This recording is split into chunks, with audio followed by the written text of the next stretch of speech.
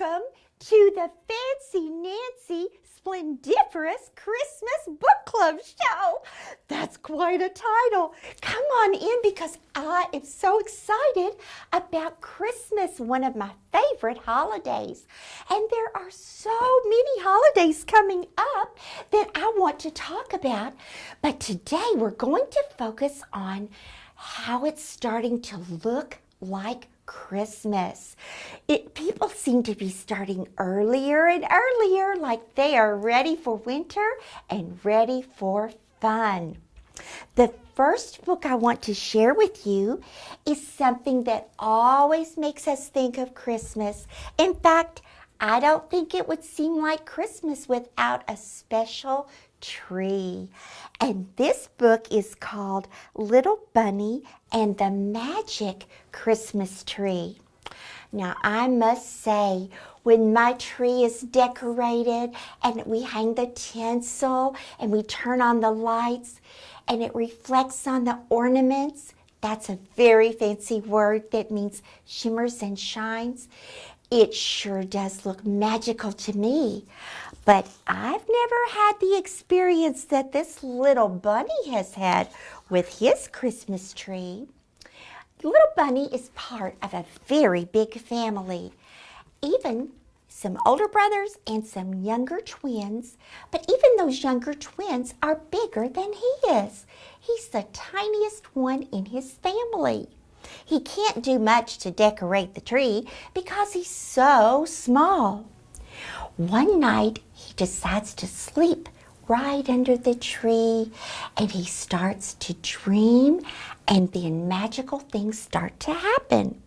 He wakes up, and there's a little scarf that has fallen on him, and it belongs to this snowman. He wonders how it got there, and then the snowman tells him he'd like to have it back. He can't believe ornaments are talking, but you see, it's Christmas Eve and magic is happening. He would like to give it back to the snowman, but he can't reach him, and he can't climb up because the ornaments tell him he's too big. Never in his life has he been too big for anything, and they tell him he must be smaller. So he thinks of teensy-tiny magic, and he turns into a small, even smaller bunny where he's the size of the ornaments, and he climbs up the tree and has the most wonderful night.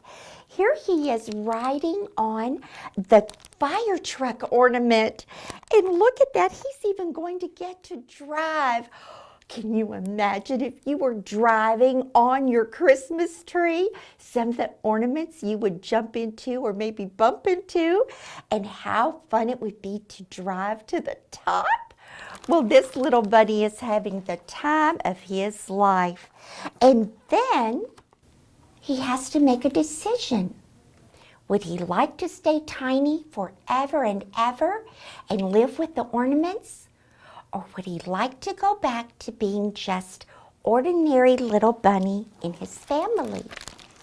Here he is stretching down one of the cords, deciding to come down the tree. But will he stay little or will he stay teeny? That's the question. What would you do if you had the chance to be a magical size? Would you stay that way?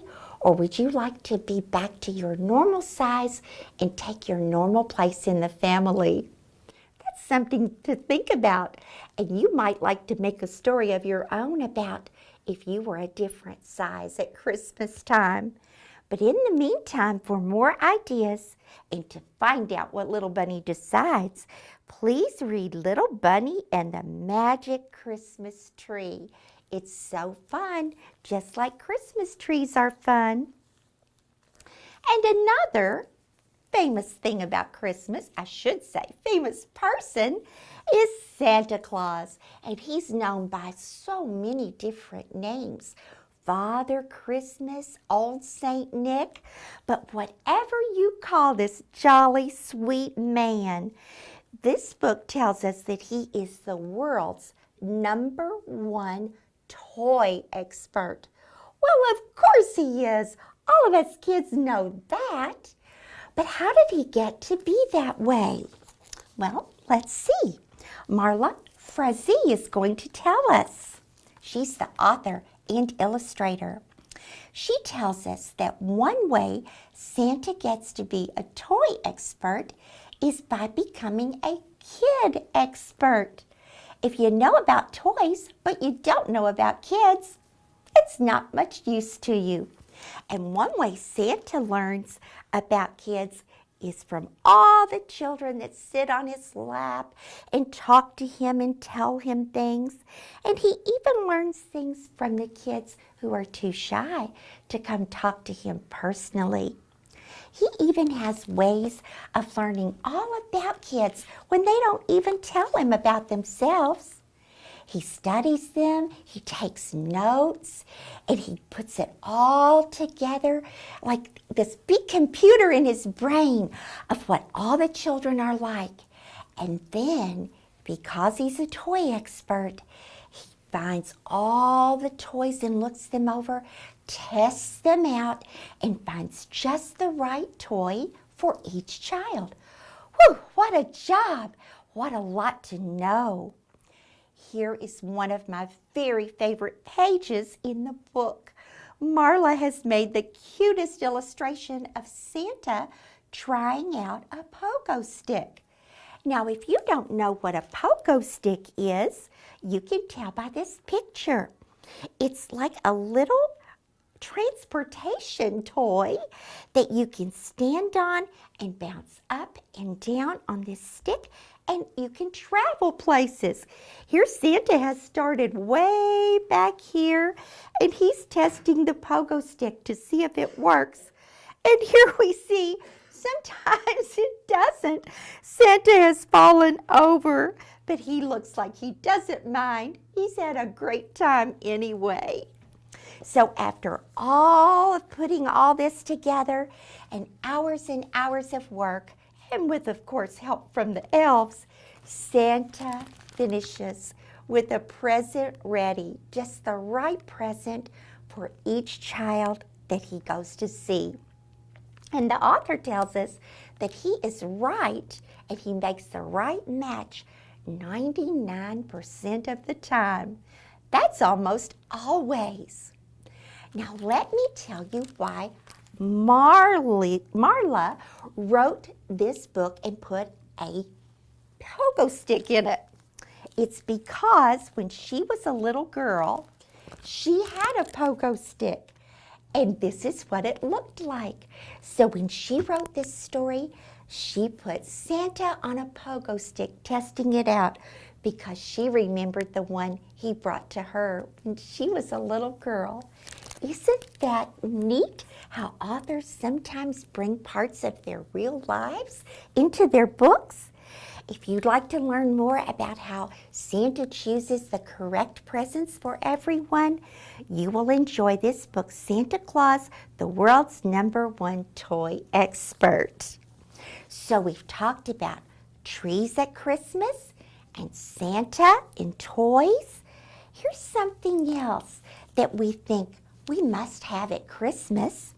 It goes with the story Anna's Wish, and it's by Bruno Hatchler, and this is Anna on the cover. Now, you wouldn't believe this to look at the cover because it's snowing here. But in the story, Anna is a little girl who has never seen snow. It hasn't snowed since she was born. In her town, it used to snow a lot, and the families, the grown-ups, they remember when it was snowing and what snow was like. But after a while, they just forgot what their city used to look like. And here, it looks kind of gray at Christmas time because there's not any snow around. Boy, Anna would just love to see snow and to know what it felt like and to watch it fall down and cover the earth. So she's thinking a lot about snow. And one day when she passes by the beautiful bakery in town, it feels like there's the slightest little touch of something on her cheek. It's just so soft and light. For a while she thinks she imagines it.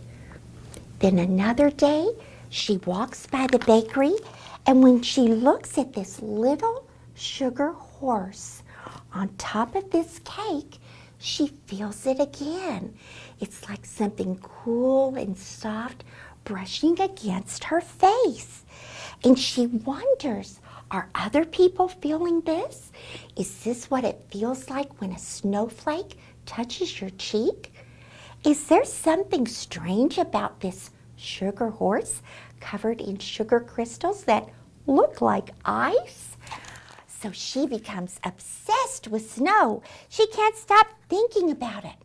And one night in her home, she goes down the stairs to the basement, and she finds an old sled with the paint peeling off. And it's kind of rusty because it hasn't been used in a long, long time. But Anna is wishing and hoping, and she's believing that maybe she will get to use this sled. Now that's what we call faith.